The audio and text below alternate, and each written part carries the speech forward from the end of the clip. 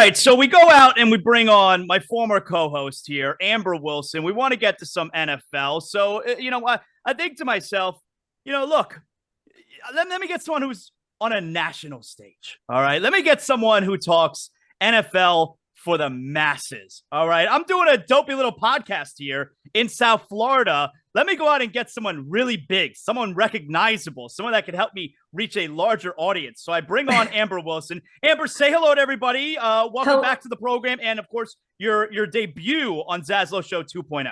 Yeah, back to the program. This is a new program, baby. New pastures. This is my first time on ZASLOW Show 2.0. I've been waiting for the invite, given how many episodes have there been yet? Not that many. I got 7 in the bag. So it took you over a week to give me the invite. A little upset about that. I don't want to come off, it's like when you get a girl's phone number, at the bar the night before. You don't want to come off desperate. It's like the scene in Swingers. How long do I wait to call her? And, the two cool guys, they say, 2 months. It's the same thing.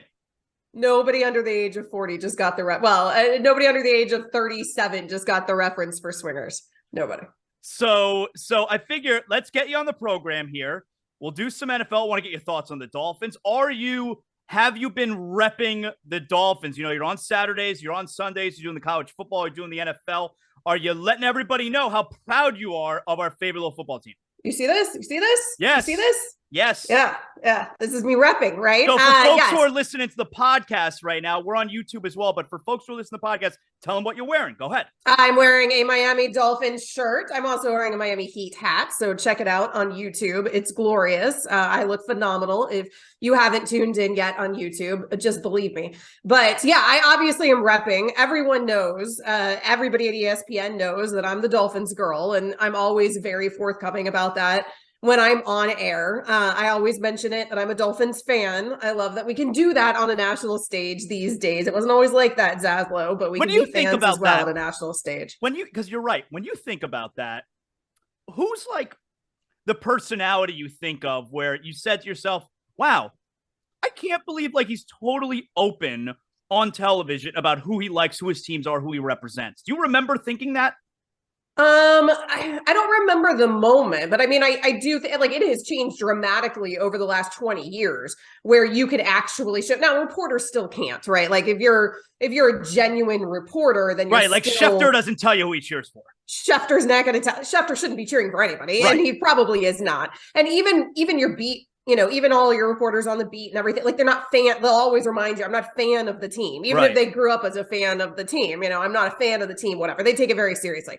If reporter's not next to your name or newsbreaker's not next to your name, everybody else now, even on a national level, has realized, hey, let's humanize ourselves, where we don't have to wear this cloak of journalism because we're not all journalists out here. And I know it gets confusing and weeding through it, but at the same time, I think people understand Mike Greenberg, he's been on air for 25 years.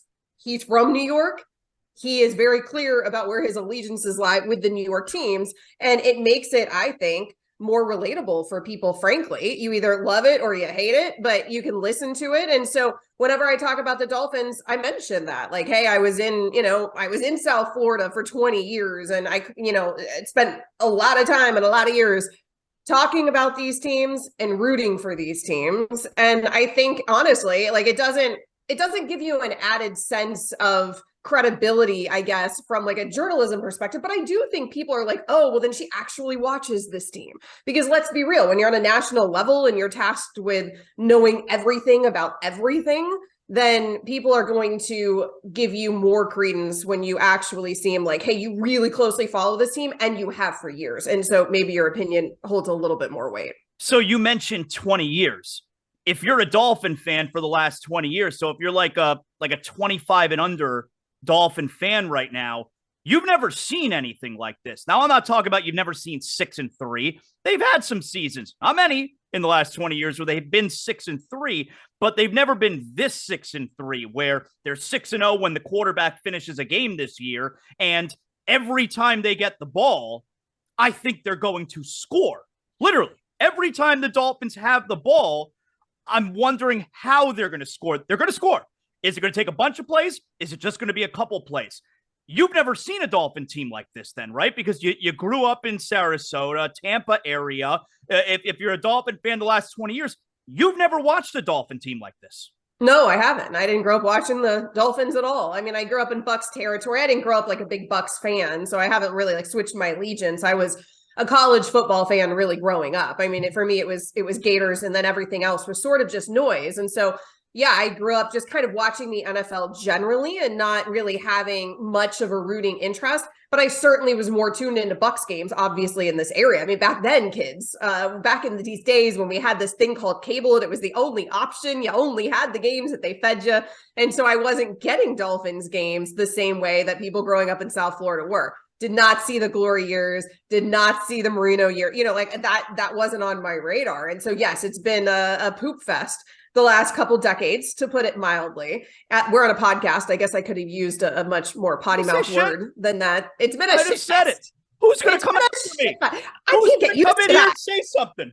I don't know. I'm not a podcaster. This is uncomfortable for me. But yes, it has been a shit fest the last 20 years. And we've never seen anything like this.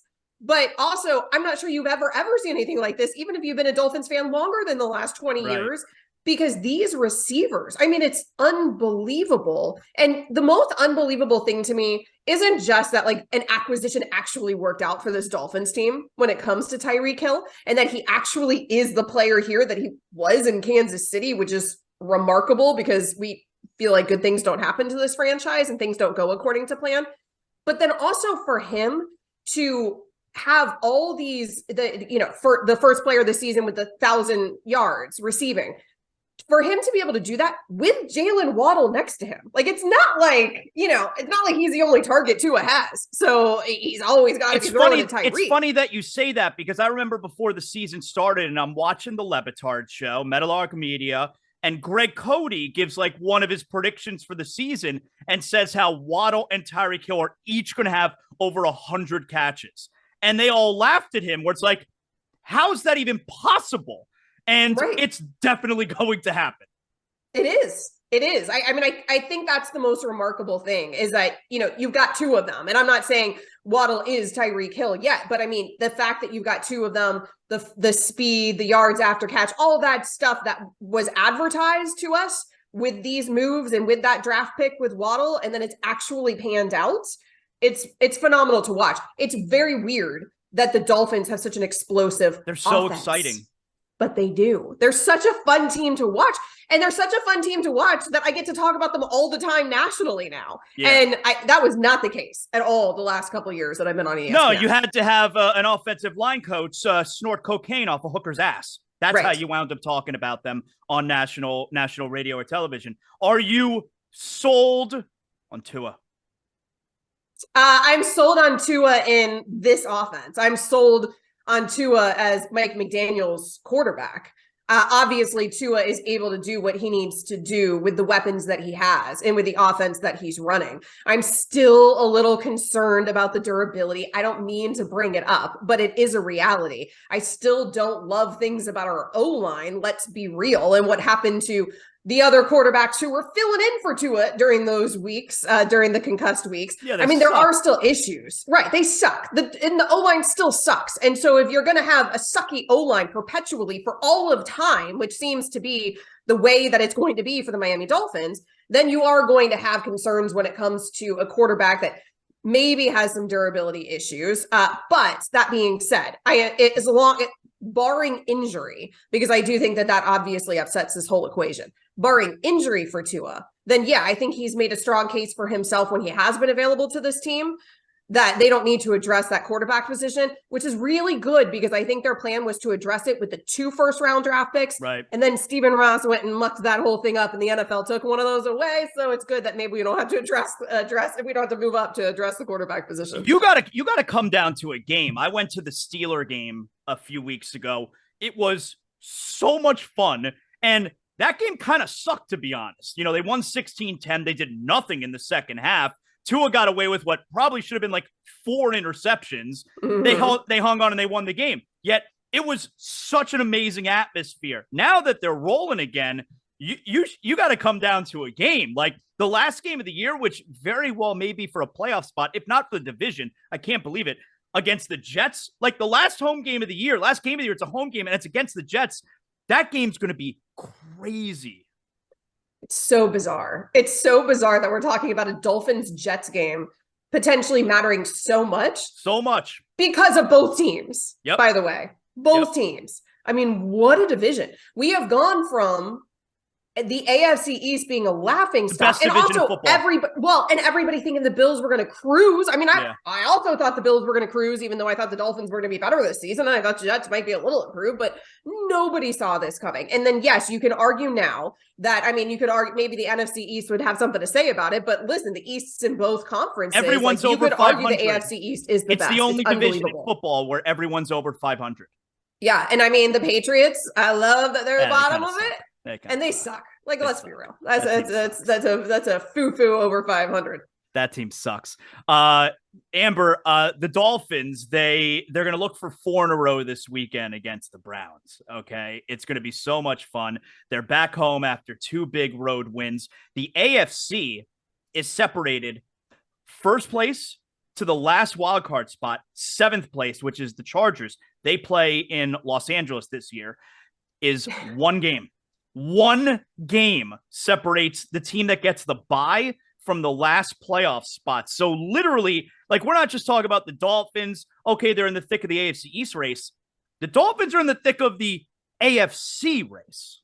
I mean, it's unbelievable to say. It's technically true. I'm not going to sit here and still expect that we're talking, for me, the Bills are still the team. Like, if you made me bet, the Powerball winnings on one of these teams, particularly inside this division, then I'm still going to say that the Bills are going to end up the team with the bye, and that the Bills are going to be the best team in the AFC. And I realize that there's some other good teams here in the AFC, and, the Chiefs might have something to say about it, and maybe that's the team that most people would choose.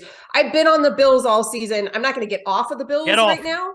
But it's unbelievable that the Dolphins are in a position to challenge that Buffalo team. And obviously, we know that the Dolphins can beat that Buffalo team. It's just remarkable to consider that they could truly be in a position to be the 1 seed, not just in the East, but in the conference. It's really, again, it's hard for me to believe that it's going to go that direction.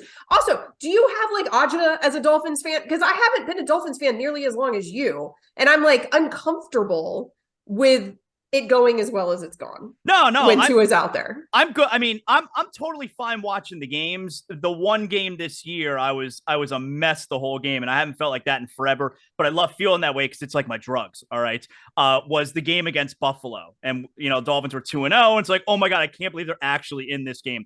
That entire game, I was pins and needles. I haven't been like that otherwise in years or any other game this year. But certainly, if we get to a place like the last game of the season or one of the last games of the season, maybe the game at Buffalo, the division's going to come down to it. Yeah, I'm going to be super nervous. And I haven't felt that way about the Dolphins forever.